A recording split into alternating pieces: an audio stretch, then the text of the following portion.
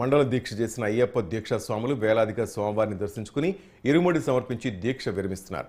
మండల మకర విళక్క సీజన్ ఆరంభం నుంచి భక్తుల రద్దీ కొనసాగుతోంది. గత ఏడాదితో పోలిస్తే ఏడాది రెట్టింపు సంఖ్యలో భక్తులు శబరిమల అయ్యప్పను దర్శించుకుంటున్నారు. నవంబర్ 16న ఆలయం తెరుచుకోగా ఈ 9 రోజుల్లోనే 6,12,290 మంది భక్తులు అయ్యప్పను దర్శించుకున్నారు. గతేడాది ఇదే వ్యవధిలో కేవలం 3,03,501 మంది మాత్రమే దర్శించుకున్నట్లు దేవస్థానం బోర్డు అధ్యక్షుడు పిఎస్ ప్రశాంత్ తెలిపారు. పోలీసులు ముందస్తు చర్యలతో ప్రస్తుత నిమిషానికి 80 మంది భక్తులు ఆలయంలోని పవిత్రమైన పడిమెట్లను ఎక్కగలుగుతున్నారని చెప్పారు.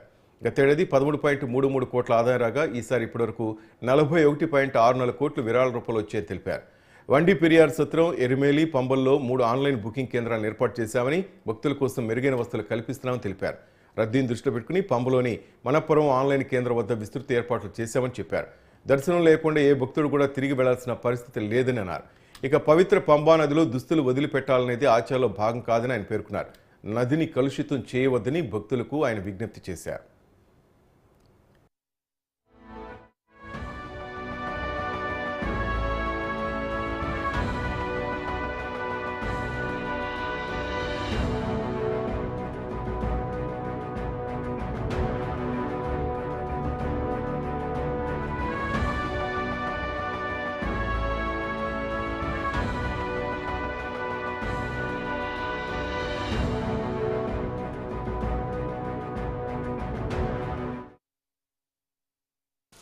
ఫామ్ హౌస్లో అక్రమ నిర్మాణాలు